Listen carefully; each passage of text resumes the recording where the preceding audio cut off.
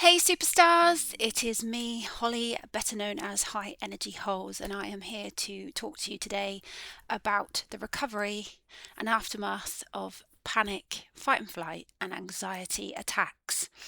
So, for prior to this week, for about 2 weeks solid, I was in constant fight and flight, and I was having constant panic attacks, and they come in different shapes and forms. They can be very severe or they can be very little, but they are ultimately keeping you in this state of fight and flight and you're just panicking. And it's not just, when you go into a state of panic, like, oh, you've missed a deadline, and you've now got to pull it out of the bag to get that project handed in because you've missed a deadline. It's not that at all. It is completely beyond that. And everybody that's ever suffered with panic disorder, um, I've really got to stop calling it disorder. It's not a disorder, it's a state of being. But if you've been in that state of being, you understand, and if you haven't, then you will not understand. But the one thing that's not widely talked about, I see lots of podcasts, lots of people talking about why it happens, and they talk about what can happen and the kind of symptoms that you can get. But what people don't talk about is the aftermath. I don't think people really widely talk about the aftermath, because I think a lot of people think once you've come out of panic and you've kind of sort of like gained control of your brain again, that's kind of it, that you just bounce back to being your usual self and you just bounce back to life and everything resumes. But it's not. The recovery process is actually quite lengthy, and there's lots of things that even I'm still going through in the recovery. And even though you might see me out bowling with my kids or whatever, I am not fine. I'm doing these things to help me recover, because if I don't get myself out the house, if I don't keep moving, if I don't sort of pick myself back up again, I'm never going to get back to my usual self. And a lot of the things that I have been dealing with, like I have had to take days where I just do nothing, is having really bad headaches. Having that then makes me feel really sick, and it's not because I'm poorly, it's not because I need to go to the doctor, because a lot of people would start then thinking, oh, there's something wrong with me, like I used to, very much so. It's a case of your body has, if you think of a panic attack like running a marathon, you've run like miles and miles and miles without a break, and then you've come to a blind hole and you collapse in a heap. You need recovery time.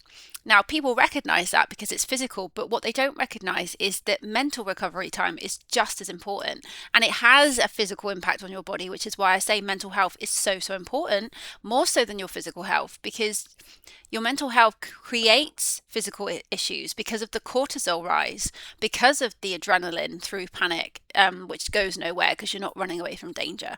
It is creating this imbalance within your body, and then it sends everything out of whack. You can actually end up with bowel issues, and I don't mean bowel issues in a chronic sense, but just in a sense of it upsets your bowels. It can upset your bladder. It can actually just knock it out of whack, and I've had that many times.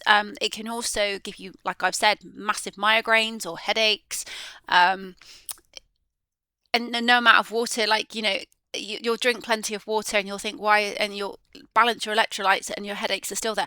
It's because your vagus nerve, which is obviously not widely talked about, and I'm still learning about the vagus nerve because I've recently come across the terminology and I was like, okay, and I'm sort of piecing it together. So please go and look up the vagus nerve and the importance of it and where it fits in all of this. And obviously the complexity of the nervous system, which obviously is out of whack and out of balance, and your whole body just gets thrown out of alignment, and everything needs to come back into alignment, and it takes time. It's not an overnight thing, especially when you've been chronically in fight and flight for 2 weeks solid like I have. So a weighted blanket, I would literally stress to anybody, if you have sleep issues, if you are really anxious when you go to bed, get a weighted blanket. My mum bought me one years ago, and I did use it way back when, but I haven't used it in years, and I completely forgot about it until I recently came across it in the 2 weeks I was having this issue, and I was like, right, I need that.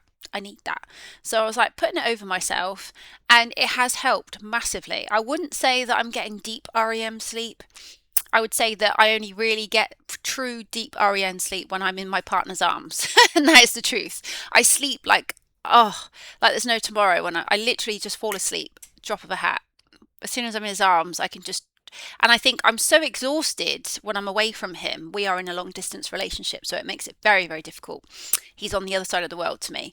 But as soon as we're back together, I literally, as soon as I'm in his arms, I almost pass out within seconds.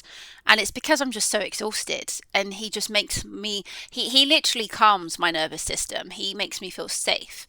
And ultimately, that blanket is not making me feel as safe as he does, but it is making me feel safer. It is calming my nervous system. It is giving me that pressure that a hug would naturally give you. And I've seen those. I can't forget what they're called now, but they're like cuddlies, and they've got long arms, and you literally pop them on, but they're weighted like a blanket, but you can literally take them anywhere, because you couldn't carry a weighted blanket around with you because they are so heavy. Even washing one is a challenge because they are so heavy, because obviously once it's wet it's even heavier, so they are a bit of a challenge, and they do take a little bit of time to dry out, but they are fantastic. And you can get different weights, because obviously you wouldn't want to put an adult weighted blanket on a child. It has to be based on the weight of you. So they are definitely worth looking into. But these weighted cuddlies are fantastic. And I really have been talking to my daughter about, like, we need to get one. Because, I mean, I wouldn't be embarrassed myself if I was walking around with this cuddly attached to me and it was keeping my nervous system calm. I wouldn't care.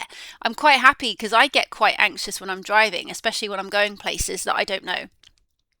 I get quite anxious and sometimes a bit panicky, and I always feel it. And everybody that ever gets into panic will always feel it if you're in tune with your body. And lately, it's always my collarbones that are the first to let me know. Years ago, I used to get a pain under my arm. Before that, I used to get tight chest. Sometimes I used to get a bit of a tick in my eye. Honestly, it manifests differently, but magnesium is a big thing. I would stress to anybody, take magnesium supplements. You need to be taking them, because we can't hold it in our bodies. Everything in our body needs it, especially our nervous system, our bones, everything. And if you don't take it, you know it. But these weighted cuddlies, I definitely need one, and I'd be quite happy to have it attached to me, hugging me while I'm driving. But what I'm trying to stress about is the after effects and all the symptoms that everybody gets, and it will be different for everybody, but you can get massive tummy upset. Your stomach can feel really, really upset, and you might even think that you've got a tummy bug. You might feel sick.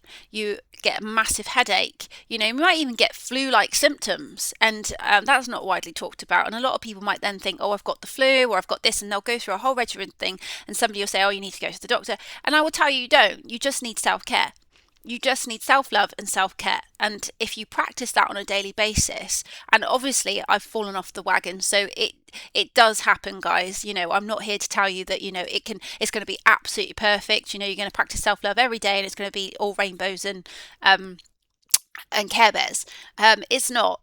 It's not. You have to work at it, and there are going to be days you're going to fall off the wagon. There's going to be, you know, interference in the world. There's going to be triggers in the world, and you know, you've then got to. It's the idea is, if the triggers happen, is to not stay there. It's to go, okay, this is how I feel. This is what's happening, but I can't stay here. You need to kind of consciously be aware of it. And the more you are consciously aware of what's happening, and you will wake up to it, because once you start recognizing patterns, you will get out of these things quicker. This is why I get out of, so anyone would think like 2 weeks in a state of fight and flight is a long time. To me, that was actually quite a short period, because normally that would last years. I was in fight and flight for years. And you know the difference when you come out of it, but you are exhausted. When you come out of it, you are absolutely exhausted. You have all these symptoms. Like I said, you can have a tummy upset, a headache, you can feel sick, aches and pains everywhere, like you've run a marathon. It can manifest in many, many different ways. You could even feel like you've got indigestion, heartburn, all these types of things. And people will be saying, oh, you need to take this, you need to take this. All you need is self-care and rest. And sometimes we do have to just step away from normal life. And I know a lot of people, and I feel guilty for it a lot of the time, I do. And it's because of how I've been conditioned to believe that, you know, if I'm not like literally appealing to everybody else, people pleasing and doing what is expected of me, then that's wrong, you know. But sometimes you just have to ignore everything and think, no, I'm more important, because you are number one. If you don't have your health, What do you have? I'm constantly always saying to my partner that, when you have a job and you're really stressed out about that job, you have to take a step back and think, right, what do I need to do to help myself? Because you cannot do a job, you cannot look after your kids, you cannot function in everyday life if you are stressed out. And I know this. So as much as I feel guilty, in the same breath, I'm like, I need to do this for myself. And I'm still having to learn, and I'm still learning and trying to find different ways to cope with my stress, and to find, because I'm literally having to, like, now I understand that it's connected to my childhood traumas, and I understand why I am where I am now. I'm having to, like, go, right, okay, well, I need to leave what I did not learn, because I didn't learn how to cope, behind me. And now that I'm aware, I now need to learn how to cope. I need to learn good strategies, good ways to manage stress and everyday life, and I need to leave it behind me, and I am really considering hypnotherapy, because I've seen some really positive feedback online about hypnotherapy and how it can really help you to just leave your past in the past, and move forward. And I've even witnessed it in my younger brother, who went from severe anxiety and panic and depression, and he's now probably one of the fittest people I know. He eats really healthily, and he's absolutely smashing everyday life. He's gone from being so self-conscious to being probably really self-confident. He may even actually be way more self-confident than myself. He's probably, he's a lot younger than me. There's 13 years age gap between us, so he's coming up 29. I'm almost 42. It's a big age gap, but he's actually probably, in some respects, doing better than I am. He's smashing it at work. He got a promotion. He's inventing things that don't exist in his job. He's getting given opportunities that he probably wouldn't have had years ago, because he never would have believed in himself. But he is soaring. So when you sort of start seeing results in people, he's at the gym, he's fit as a fiddle, he's happy, you sort of start thinking, well, actually, there is proof. So that's one of the therapies I've never tried, is hypnotherapy, and that is something I'm actually really considering now, because a lot of the things are in my subconscious, they're from my past, and I actually just want them to come to the forefront, and I just want to leave them where they should be in the past, because I really want to just move forward, be happy, and live the life that I want to live, and live it for myself and not for everybody else, because it's my life and I don't want to die with regret, you know. And yeah. So I just want, yeah. And the trouble is, even when I'm trying to progress forward and move forward, and this really impacts me. It really holds me back. It really just embeds itself to the point where I'm constantly going, right, I need rest, I need recovery. But then I'm not getting stuff done. And don't get me wrong, I'm the sort of person that I can get a week's worth of stuff done in the space of 2 days. I can get a day's work done in 4 hours when I'm focused. When I'm focused and I'm feeling good and I'm motivated, I can get so much done in a short space of time that I can literally catch up. I can spend a whole week like doing nothing, and then I can just get it all done in a weekend. I'm pretty good like that. I kind of see it as like a superpower, but I have to be in the right mindset. I have to feel good. Um, I have to what am I trying to say? The conditions have to be right. The conditions have to be right. And environment really does play a role. And I've always said that if my house is cluttered, it's because my mind is cluttered. If I can't like physically get stuff done, it's because physically in my mind, I am stuck. Your mind literally reflects your outer world, and I really do understand this now, that when you can shift into positivity, it reflects in your outside world. It's like a mirror. So when I'm stuck in negative states of mind, my whole world in front of me becomes negative. And yes, people might argue that's your viewpoint, but it's not. You manifest it. If you are stuck in a negative mindset, you manifest that negative environment in front of you. Because it is about perception to a degree, but it's also about the fact that you shift yourself into a better timeline when you are positive. So there are things to be done, and sometimes it's really hard for me. Like, I'm always battling to be positive. Be that I am pretty much the half glass full kind of girl these days. I always in the past was a half glass empty. I never saw any good in my life because everything just went crashing down around me. By the time I was sort of 9, 10, it just went to shit. And that has kind of shaped a lot of my thinking, a lot of the way I am, a lot of the way I cope with things. But the amount of stress that comes out of my body. So a lot of people always think, and I thought for the best of my years that I was poorly again. You can get colds because of it because your immunity is lower. But I used to sit there and think, oh, I'm ill again. I used to go around and say, I'm ill again, I'm ill again, I'm ill again, like physically ill. But literally I wasn't. It was just stress. And it always used to baffle me that I'd be ill and then I'd think I'm going to push myself to go out with my friends because if I don't, I'm never ever going to go out. I'm never going to do anything because I was always feeling really, bleh. So I'd literally go out with my friends. I'd get on a dance floor. The music would take hold. I'd just literally dance the night away. I'd just lose myself in the music. And although I might be knackered the next day because I'd feel tired because I would have had like, I don't know, 4 hours sleep. So I'd get in at like 4 in the morning or whatever. I'd get up the next day and I'd feel amazing. I would feel absolutely amazing even though I was tired. And the reason being is because I'd literally let all that stress go. It literally just left my body. And that is one way I do let go of stress. And something else that has been creeping back into me lately is that I've actually been thinking that I need to maybe take up dancing again. I know I still have an injury from when I was 14 years old. I literally ripped all the cartilage. So I say 14 years old. I was actually 12 when it happened. No, 11? I was 11. I ripped all the cartilage in my chest in the prime of my career. I was literally soaring as a dancer. I was literally like, beyond adults. And I could go along to adult classes and I would literally be on par. I was so amazing. I had just this ability like no other, and they always said that I had the disco tick. So basically I just had a natural ability, and I did disco, Latin American, rock and roll, and I used to absolutely love it. And this injury really impacted me because I was in the prime. I was trampolining, I was a swimmer, I was literally wonderful at sprinting, and it impacted the whole lot because I had to have 2 months off. And when I went back, I'd lost my dance partner. I got paired with somebody that was a lower ability than myself.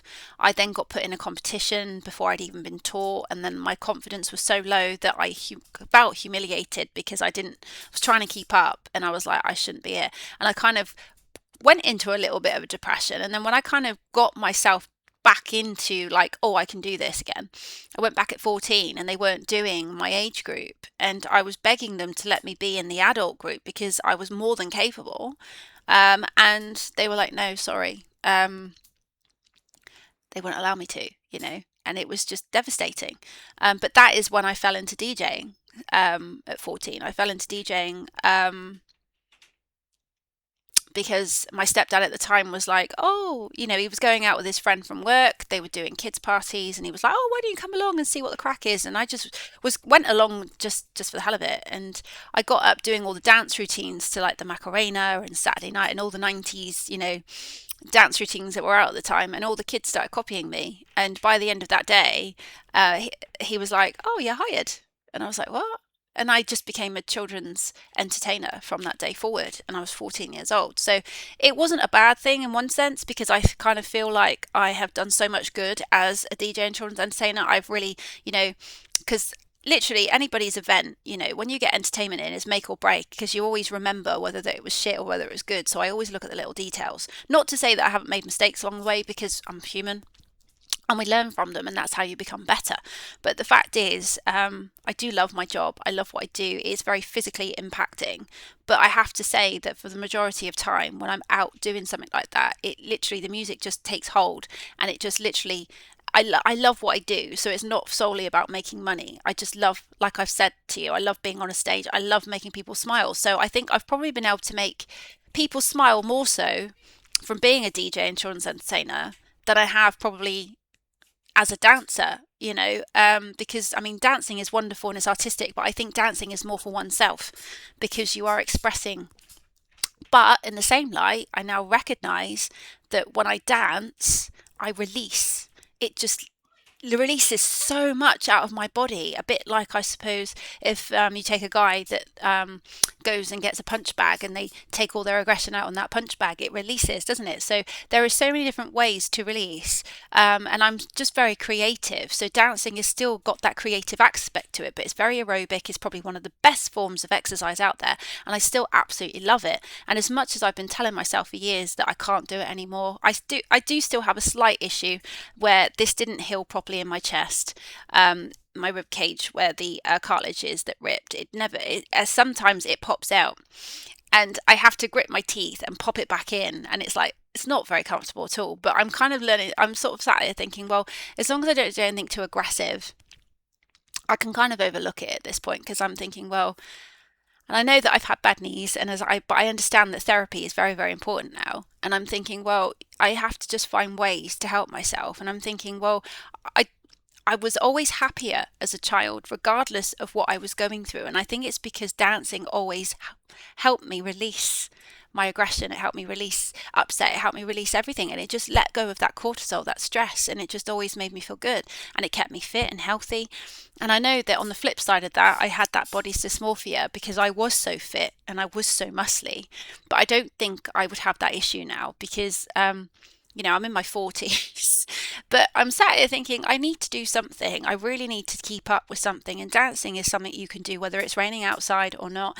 But I would really love to get back to actually learning routines and not just making it up as I go along. So I was actually sat there thinking that maybe I need to try and find somewhere that still does disco, because street dance I gave a go a few years ago when my daughter was doing it. And it really is not for me. I was like, no, I want to go back to disco. I love, there's so many different types of dance out there. I even tried years ago. I went to another dance school in Swindon, which is up the road from me. And but again, it was a completely different type of dance. It was very, I can't remember what they call it now. But it wasn't for me at all. I'm somebody that needs to really feel the beat and really, get my ass in that beat and just really rip it apart. That's me. And I was like, and some of you might say, well, that's street dance. And it's like, no, you don't understand disco. Disco dancing, I did all the popular dance tests. Well, not all of them, but I did loads of them. I've got loads of trophies and medals in the loft and stuff. And I was part of a team called Sugar and Spice, and I absolutely adored it.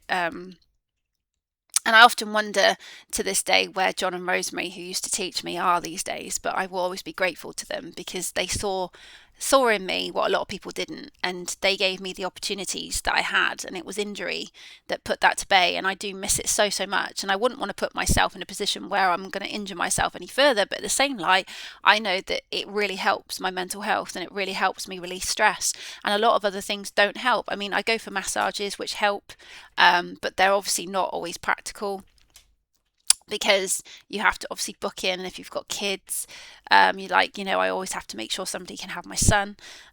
So it's just, yeah. So as much as I love massages and they do help, and my salt baths help, and going out for walks in nature help, I haven't had that privilege because of the rain, the constant rain of this winter here. It's like, well, if you can't do these things, what else do you do? So I'm sort of like really thinking about it, because it really does let go of a lot of that fight and flight. It lets go of cortisol, and I'm thinking that's always what regulated me as a child.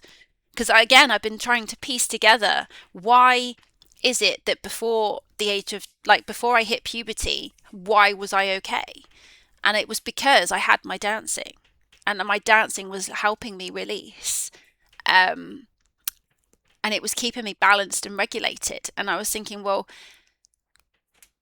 everybody's different. Everybody will have their own thing. So obviously what I'm saying here is I'm not telling everybody to take up dancing or go dancing, although it is amazing. It is an amazing form of exercise. And if you just want to do exercise at home, and the one thing I don't do is because I do it all the time as a job, but if you've just got like the old 90s tunes like Macarena, Saturday Night, even if you've got the 70s Gap Band, Oops Upside Your Head, or if you've got, what else is there?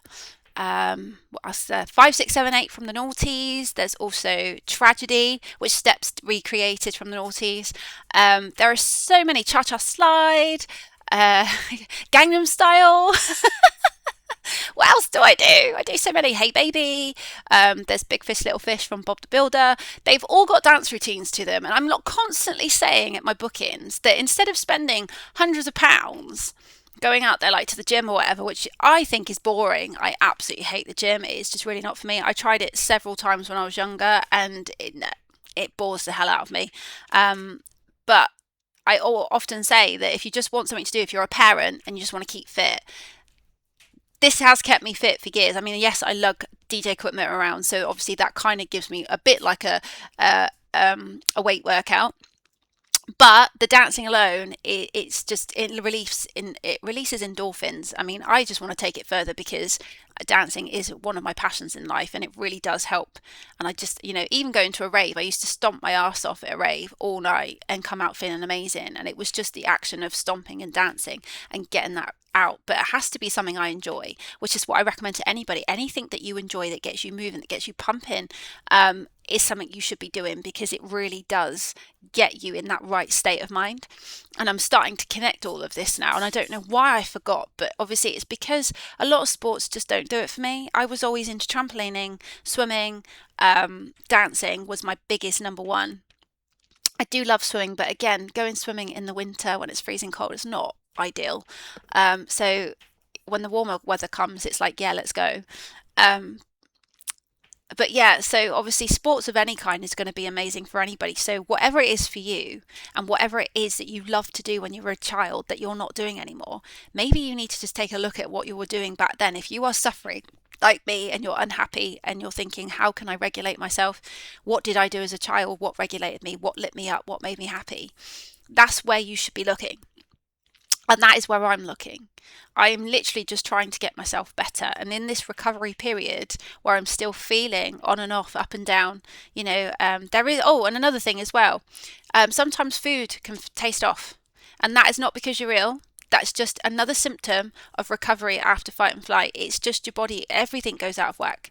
And it's not a case of everything tastes rank, but I was eating egg on toast. I was like, right, I'm going to have protein. I was like, protein's really important in the mornings to have to set your day up. So I was like, and I'm a vegetarian, so I was like, I'm gonna have some egg on toast to set my day up. And I was actually sat there recently thinking, why am I not enjoying this? I'm really not enjoying this. I'm like, this, I normally love it. And I was like, So I just abandoned it and got something else. And whatever, I can't remember what I replaced it with now, but that was fine. Um, but if sometimes things taste off, it's just because your body's out of whack. And sometimes I've also realized is after you've come out of fight and flight as well, is that you might actually crave carbs. And a lot of that is because, like, if you've done a vigorous workout, your body needs carbs to feed it. And I always do this whenever I've been out on a booking. I've been literally, especially if it was a kids one, and I've done loads of dancing. I've been lugging my kit around, and then I get home. All I crave is carbs. All I crave is carbs because you have to feed your body. And it's not bad to eat carbs because you need to eat a balanced diet. So anybody that's cutting carbs out completely, don't do that. Don't do that. You need to have a balanced diet. It's all about balance. As I just said, balanced diet. Sorry, I couldn't think of a better word and it came out, and then I'm like, I'm repeating myself again. Um, but yeah, so sorry that everything comes out in a bit of a mishmash way, but that's just me. You get used to me as you go. But basically, in a nutshell, so one of the things I'm starting to realise is I probably need to do some dancing, and I'm going to look to see if there is any classes in the local area that do disco for adults, because I really need to get back into, even if it's just for a short period, just so that I can then be inspired to make up routines, because I've got routines that I learned when I was a child still embedded in my head. And it was wonderful that I did a book-in a couple of weeks back, and again in Swindon, and all the kids were dancers. Was it in Swindon?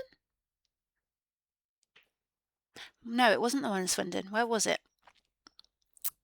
I do so many. It's hard to remember where I went. Might have been in Pewsey, actually. It was in Pewsey. They were all. No, wasn't Pewsey. Oh my gosh. Marlborough. We'll get there in the end. It was in Marlborough. I did a gig over there, and all the kids were about 10 years old because it was a 10th birthday. And they were all dancers, and they went to a dance school, and it was just so inspiring, and it really, it was lovely. And I was just beaming because I was looking at these kids thinking, that was me. That was me. That was me. And that is kind of what I've been pondering on. I've actually been really, really thinking about that gig and the kids, and thinking about how I used to be like first on the dance floor, and people used to give me so much shit for it. They used to bully me and take the piss out of me just because there was no one on the dance floor and I'd be the first up at a school disco, and I'd think, well, what's your problem? Because it always takes one person to get up, and everyone would give me shit and take the piss out of me or whatever. But everybody was on the dance floor after I got up. So it was like, I can distinctly remember thinking, well, you used to have like, especially beyond primary, there was like boys one side, girls the other side. Do you remember it in the 90s? You literally go to a school disco and you'd have boys one side, girls one side, and you think, oh my God, and I just used to get up without caring the world. And yeah, I did get the piss taken out of me for everything that I did, really. My hair colour, wearing glasses, my name, the fact that I was a dancer, the fact that this was in primary school. So when I was at primary school, I used to get a lot of shit from people because I used to have a lot of time off to be in pantomimes, for dance competitions, dance exams. I was off for a lot of it. But if you actually were to look at that, that was part of my education. It was, very important for me. But people just didn't like it because I wasn't in school. And I was a great swimmer, and I suppose a lot of people didn't like that. But I sat there and I thought, when I sort of look back and I think, well, not everybody can be great at everything. And I wasn't really an academic. I'm very intelligent. I'm very, very intelligent. But I learn differently, and I don't always understand things straight away. And I need a bit more time to grab concepts. And but that doesn't mean I'm not intelligent. That just means I learn differently, and I need to look at things in a different way. But I was always really good at swimming. So I always got picked for the swim galas. By the time I was 11, I'd already done self-survival courses and stuff like that because I was so good. I'm just a naturally good swimmer. And it has kind of, I think my mum was a great swimmer. She was a lifeguard. I went on to be a lifeguard myself. My brother is a great swimmer. My kids have gone on to be great swimmers. It's kind of just in the blood. And I just think, well, everybody is special in their own right, and everybody has their own abilities and their own skills. And I think this is where, when you're growing up as a child, or a teen, it can be quite, the bullying comes in. And I think it's up to us parents to make sure that our kids understand that it doesn't matter what skills and abilities everybody has in the world. The one thing I remember actually when I was at primary school, which is something I now look back and think, well, they were saying this, but they weren't really practicing it. And it was like, literally, you treat others how you'd like to be treated. And it kind of was a bit of a I can't speak. It just feels a little bit hypocritical in my sense because I wasn't treated very well. I'm not saying that I'm perfect. I've made mistakes myself. Um, but I ultimately do try to treat others how I'd like to be treated. And I think sometimes it can come distorted because when you're treated badly all the time, you ultimately then just get to a point where you're like, well, I'm just going to treat people how they treat me, not treat people how I want to be treated. I just start treating people how they treat me. You get caught in that loop where you're like, okay, fuck it. If people are going to treat me like this, I'm just going to do what they do because it works for them. You get in that zone. So we all go through these different phases in life, don't we? But I mean, ultimately, I'm at a point in life where it's like, well, I don't want to be unkind to people. I just cut people off now. I'm not going to sit there and be unkind to people. I'm just like, if I just get to a point where it's like, I'm just going to walk away. I'm done. If my mental health is compromised, then it shouldn't. We're not in sync. We're not aligned. And that's how I see it now. It's literally about being in alignment with people. And sometimes you are aligned with people, and sometimes there's not even a conflict with people, but you kind of just go this way. And I used to take it really personally years ago, but I now understand it, that it's just like, it's almost like a contract. You sort of come into each other's lives, you're there for a season, and then once that season concludes and whatever it is you're learning from that person has been learned, you ultimately go a different path. And I kind of see it like that now, that people come and go. Some people stick, some people don't. But the ones that stick are the ones that have got a contract with you to go further with you in life. And those that don't stick are not meant to stick. And I did see a video the other day, which I did share in my mental health lifting. I can't say it right. I'm getting things back to front now, aren't I? I've got an uplifting mental health group on Facebook, and if you would like to join, please do seek it out. It's High Energy Uplifting Mental Health Group, and I've been running it for a lot of years. And I did share something into there the other day, and it was actually about that, like, when you've had somebody in your life and they've been with you a long time, but when it comes to an abrupt end and they disappear, you'll never see them again. And I really do believe that, like, once your contract is ended completely with them, you'll never see them again. And the pure reason for that is because they're not meant to be in your life beyond what you were supposed to learn. Because I do believe that we are always learning, and when people come into our lives, we do learn something, whether it's about ourselves, or about life in general, or about what we don't want or what we do want. So we're always learning something, and we're always evolving as a result of that. And if some people stand still, and I think I was probably one of those people. I was stood still for a long time because I was allowing fear and fight and flight and everything to get on top of me and keep me stood still. And when you are stood still, a lot of the time you're running around in loops on a hamster wheel. And I've come to realize it's because you're not learning lessons. You only start to evolve and move forward when you learn the lesson. And if you're not getting it, then the universe will just keep throwing things at you.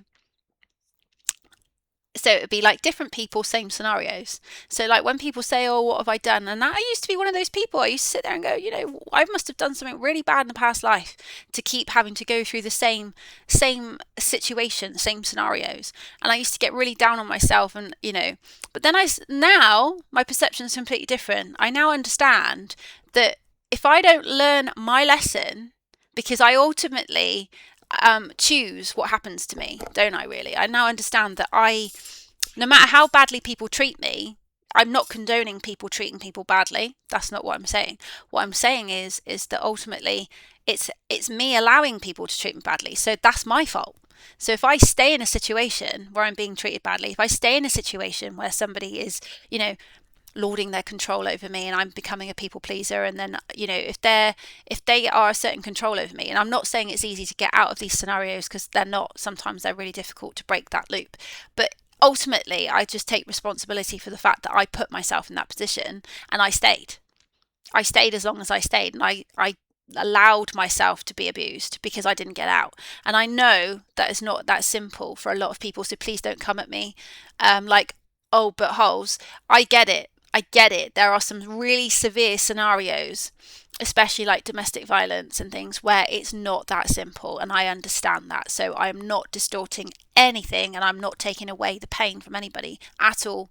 And it does destroy your self-confidence. And again, like I said, it is all about mindset. And some people will come in and destroy that mindset, and it's not an overnight thing where you just suddenly go, right.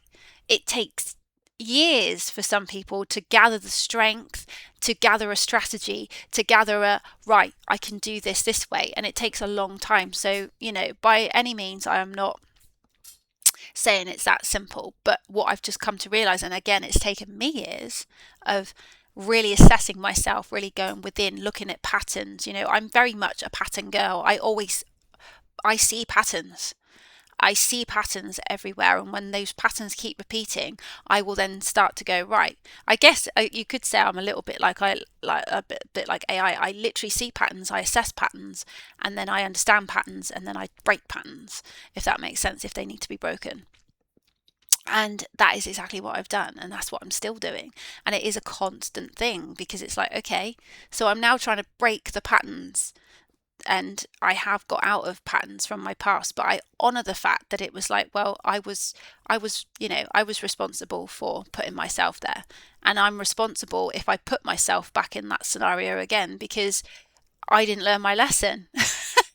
If I put myself back in a scenario that I literally took years to get out of, and then I put myself back in it with someone else, then I didn't learn something, and I've got something to learn. And ultimately, a lot of the time, I learn them quite quick now, because I'm quite, oh, here we are again. What didn't I learn? What am I missing? And it doesn't really happen so much now, as I just get stuck in my own head.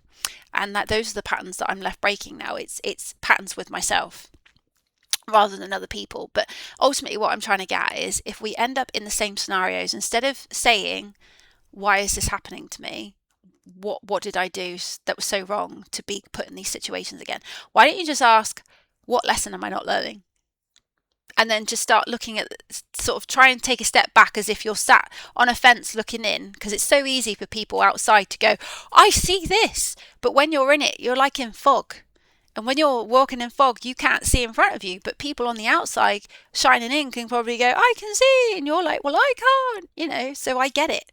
I get it. I've been that girl. I've been in these scenarios where people were going, this is happening, Holes. You need to get out, Holes. Listen to us, Holes. And I'm like, no, no, no, no, no. And if there's one thing in life, is that you cannot tell someone.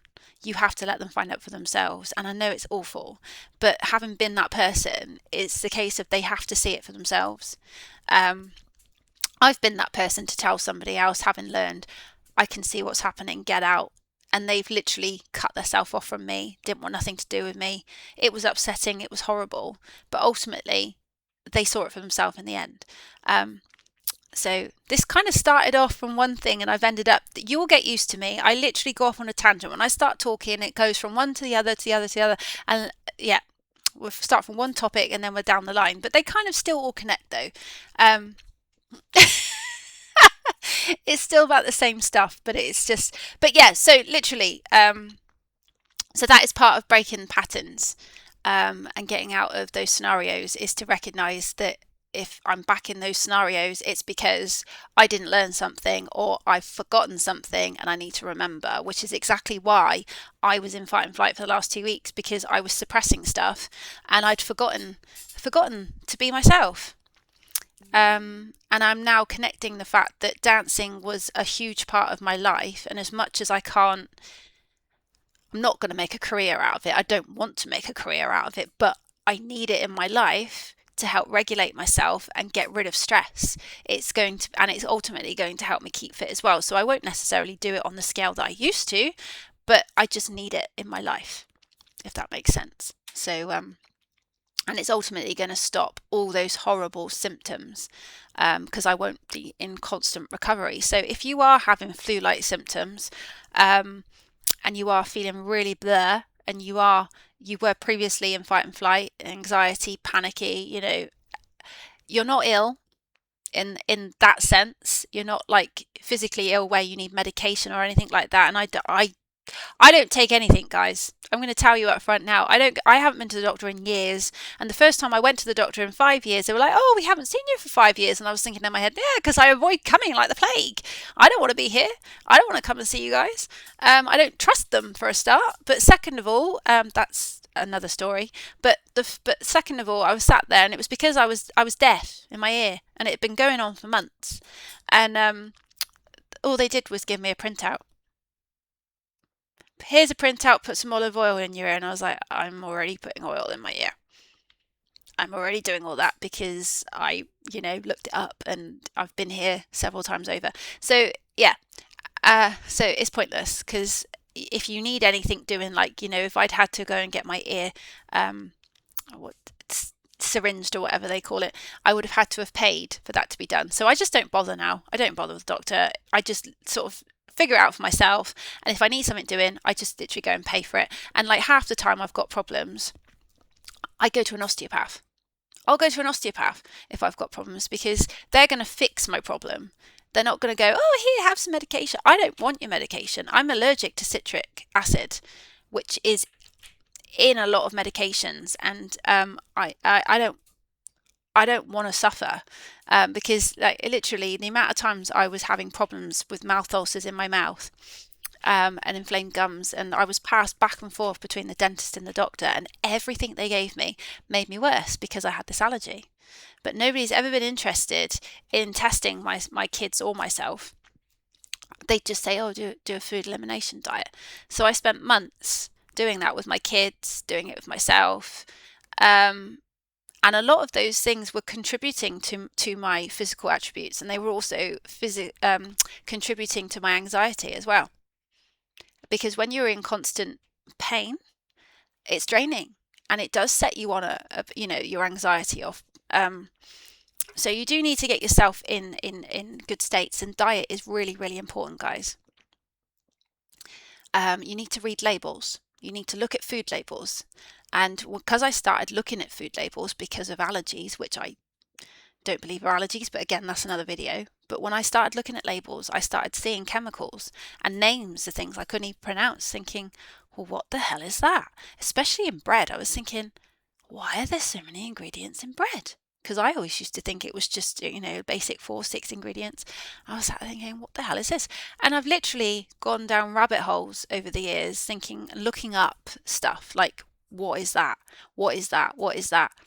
Then connecting the dots as to why my kids were always ill, why they were always having problems, why my son was always having ear infections, and why he ended up with glue ear, and why he was constantly, he used to get such bad respiratory issues that he would end up with his nose sort of cracked and bleeding on the end. He was so poorly at one point, and that's why he went deaf. I've connected all the dots to all sorts, and I've gone down all these rabbit holes, and a lot of the reason we're all ill is because of all these ingredients that they're putting in foods, and it's just no. But it contributes to anxiety and panic and all these things that we go through. There's so many things that contribute, even water. I've got a water filter on my shower, I've got a water filter on my bath, I've got a water and as much as I've got a water filter now, because I was buying Highland spring water, and again, bottled water. I know everyone would be saying like microplastics. As long as you keep the bottles cool, that won't happen. It's when the bottles get warm or heat up, then that will seep into the water. But so I keep mine refrigerated because we don't like room temperature water anyway. But what I will say is that as much as I've bought a water filter jug, I'm still putting carbon bamboo in the bottom of it to take out extra impurities that the filter will miss, and to put minerals back into the water.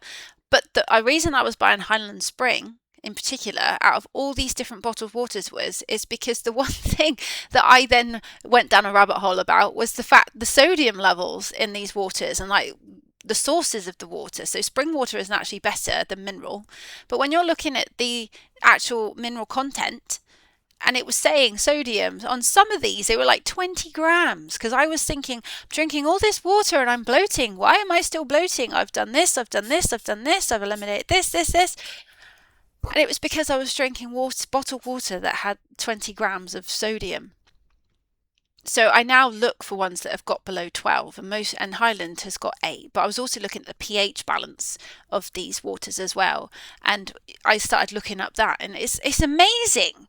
It's amazing just how much knowledge we don't have, and how much we do not know, and how much is there to find out if you want to find out, but we're just not told, and we're not pointed in that direction. But the reason I've gone in these directions is because A, I started reading labels, and B, I started finding people online that were teaching me about this. So and there's so many people singing off the same song sheet now, and all these people are so much healthier since they've started eradicating so many things out of their diet and doing more home baking.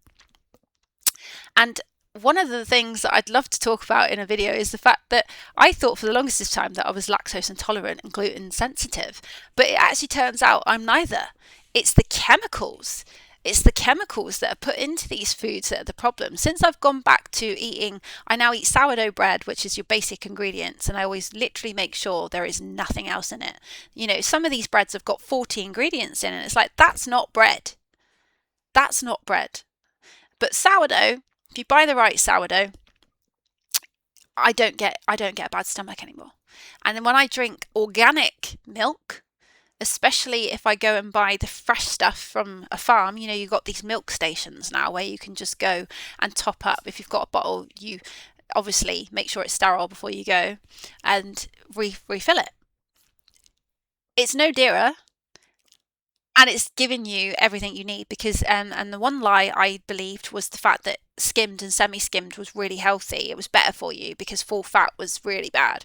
I now understand that full fat is actually healthier because you're getting all the proper good fats, and all the cream and everything in it is actually really healthy, and it's got all the nutrients that your body needs in it, whereas the skimmed and semi-skimmed is stripping it.